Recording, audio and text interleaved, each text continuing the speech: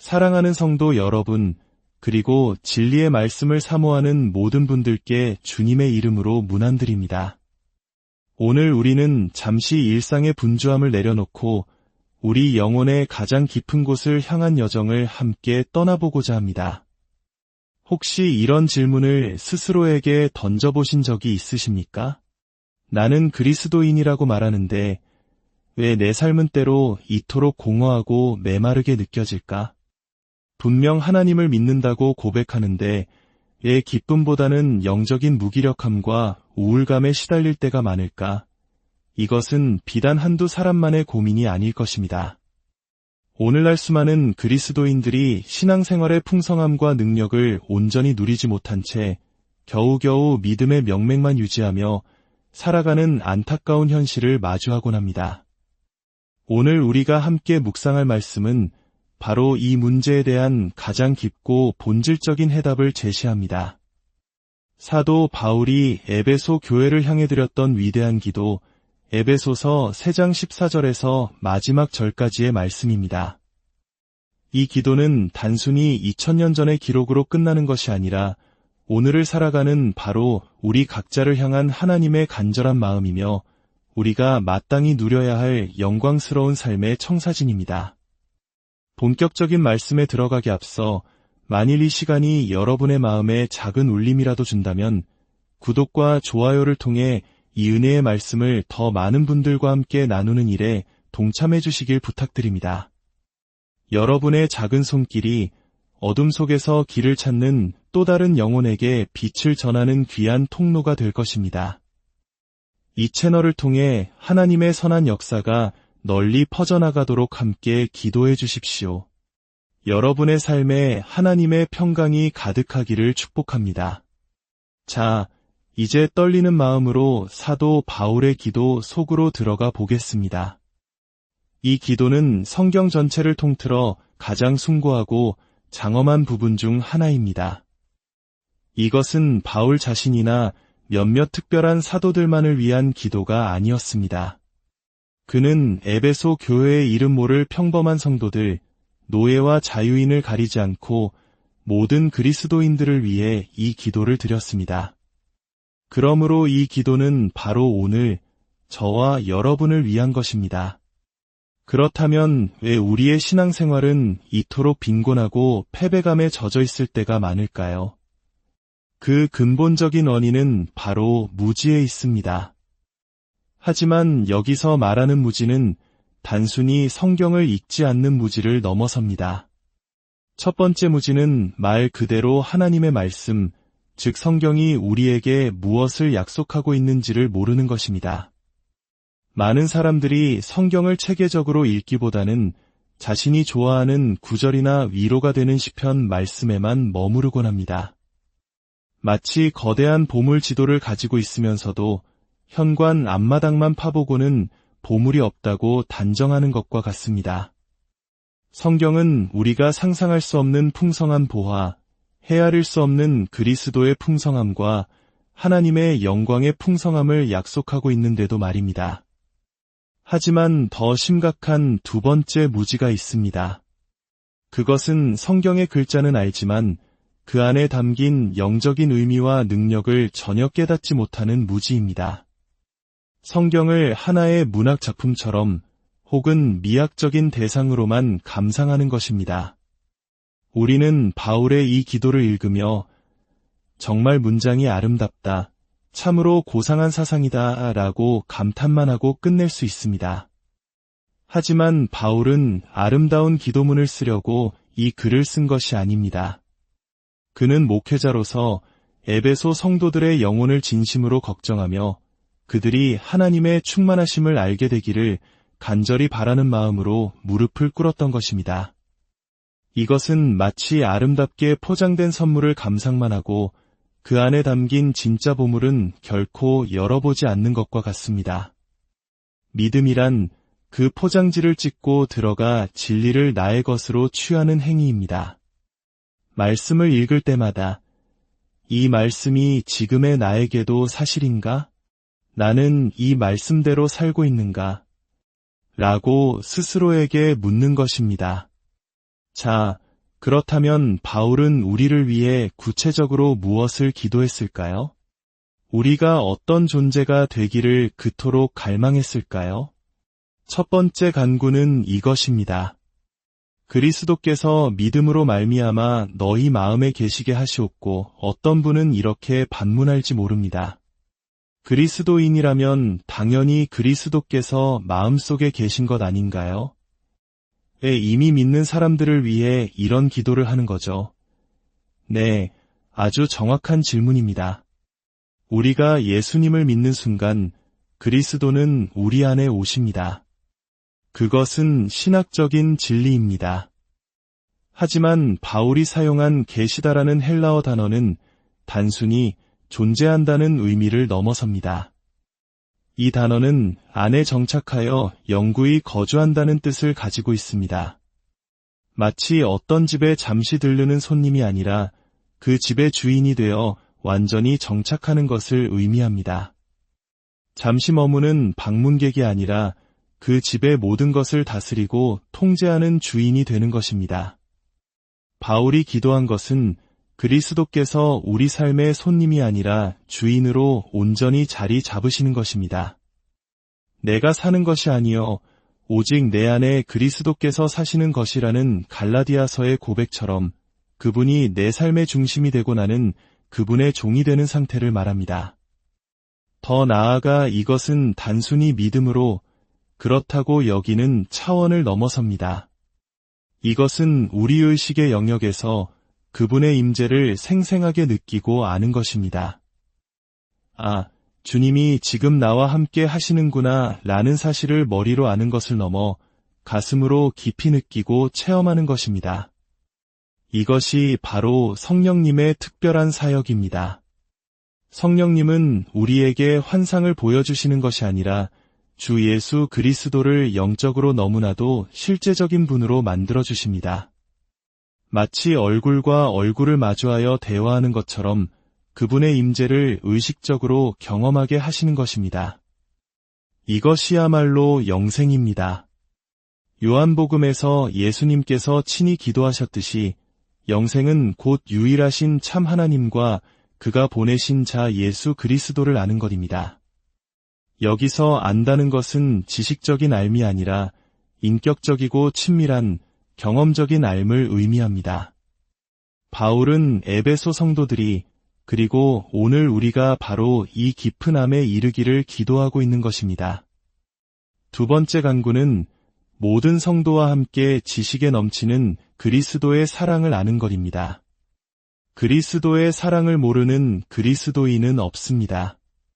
하나님이 세상을 이처럼 사랑하사 독생자를 주셨으니 라는 말씀을 모른다면 그리스도인이라 할 수 없겠지요. 하지만 바울은 여기서 그 사랑의 광대함을 알기 원한다고 기도합니다. 그 너비와 길이와 높이와 깊이가 어떠함을 깨달아 라고 말입니다. 그리스도의 사랑은 마치 거대한 대양과도 같습니다. 어린아이가 얕은 바닷가에서 안전하게 물놀이를 할 수 있지만 그 누구도 그 바다의 깊이를 다 측량하거나 헤엄쳐서 끝까지 건널 수는 없습니다.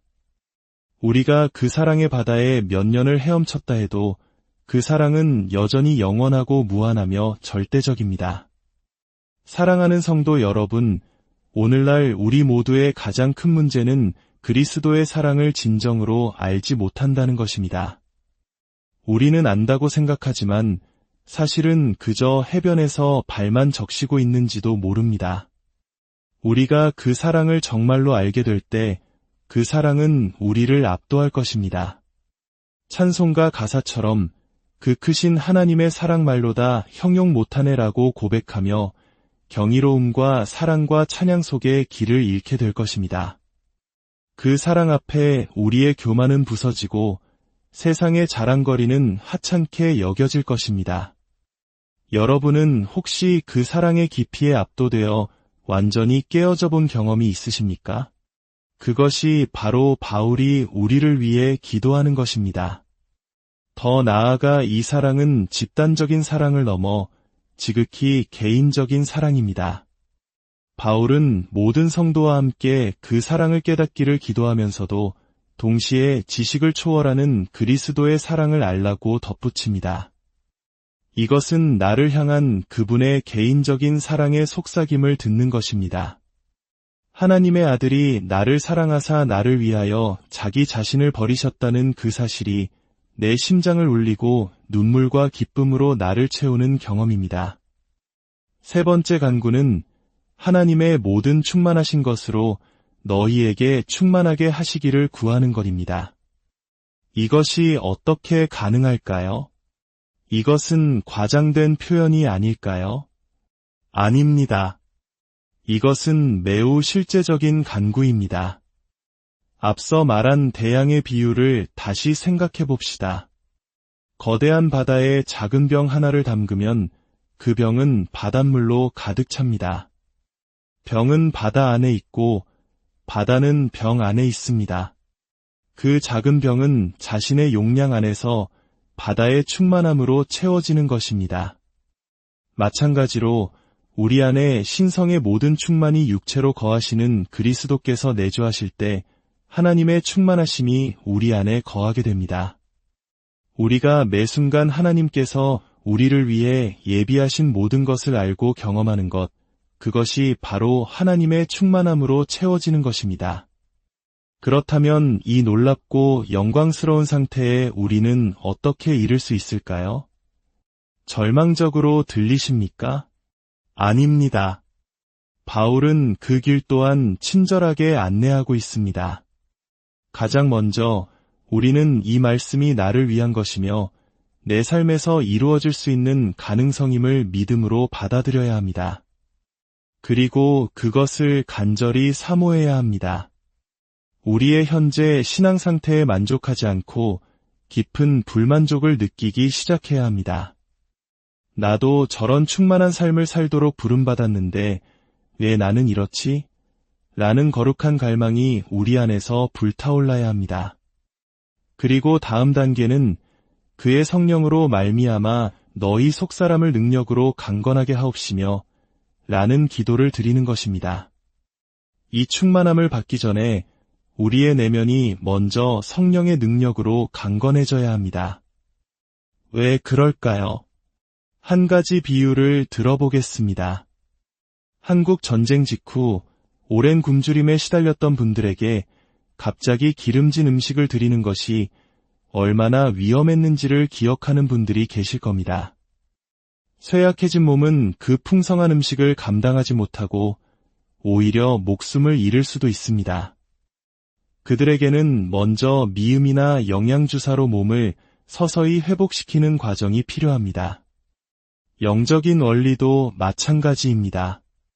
하나님의 영광스러운 임재와 충만하심은 너무나도 강력해서 우리의 연약한 육신과 영혼이 준비되지 않은 채 그것을 맞이하면 감당할 수 없습니다. 위대한 부흥사였던 D.L. 무디는 뉴욕 길거리를 걷다가 하나님의 임재가 너무나도 강하게 임하자 자신의 몸이 부서질 것 같아 하나님께 멈추어 달라고 부르짖었다고 합니다. 우리가 성령으로 강건해져야 하는 또 다른 이유는 그리스도께서 우리 안에 충만히 거하실 때 그분께서 우리를 통해 어떤 일을 하실지 모르기 때문입니다. 바울이 그랬던 것처럼 우리 또한 주님의 이름을 위해 고난받고 오해받고 핍박받는 자리로 부름받을 수 있습니다. 성령의 능력이 없다면 우리는 그 길을 결코 감당할 수 없습니다. 그리고 기억해야 할 것은 이 모든 것은 전적으로 하나님의 선물이라는 사실입니다. 그의 영광의 풍성함을 따라 하나님께서 우리에게 주시는 선물입니다. 우리가 노력해서 쟁취하는 것이 아닙니다. 우리의 노력은 오직 기도하는 데에 집중되어야 합니다. 그러므로 우리는 기도해야 합니다. 간절히, 끈질기게, 때로는 씨름하며 기도해야 합니다. 그 응답이 즉시 올 수도 몇 달 혹은 몇 년이 걸릴 수도 있습니다. 그러나 일단 이 영광스러운 세계를 희미하게나마 맛본 사람은 결코 기도를 멈출 수 없습니다. 갈망하고 목마르고 부르짖게 될 것입니다. 주님, 당신이 나의 하나님이심을 분명히 알게 하소서. 내 모든 의심을 거두어 주시고 확실한 증거를 주소서라고 기도하게 될 것입니다. 마지막으로 이 모든 것을 행하실 수 있는 하나님의 능력을 믿으십시오. 그분은 우리가 구하거나 생각하는 모든 것에 더 넘치도록 능히 하실 이이십니다. 우리가 너무 큰 것을 구한다고 두려워하지 마십시오. 왕에게 나아가는 자는 왕에게 합당한 것을 구해야 합니다. 사랑하는 성도 여러분, 더 이상 피상적이고 무기력한 신앙생활에 만족하지 마십시오. 그리스도께서 여러분의 마음에 속삭이시는 그 개인적인 사랑의 음성을 듣기까지 포기하지 마십시오. 내가 너를 사랑하여 너를 위해 내 자신을 주었노라는 그 음성을 듣기까지 하나님을 쉬지 못하시게 하십시오. 이 기도가 응답될 때 우리는 그런 것 같다고 스스로를 설득할 필요가 없습니다. 그분의 임재는 너무나도 분명하고 그분의 사랑은 우리의 마음을 녹이며 우리는 말할 수 없는 영광스러운 즐거움으로 기뻐하게 될 것입니다. 바라기는 오늘 이 말씀을 듣는 모든 분들의 삶에 하나님의 충만하신 은혜가 강물처럼 흐르기를, 지식을 초월하는 그리스도의 사랑이 여러분의 마음과 삶을 온전히 사로잡기를 주님의 이름으로 축복합니다.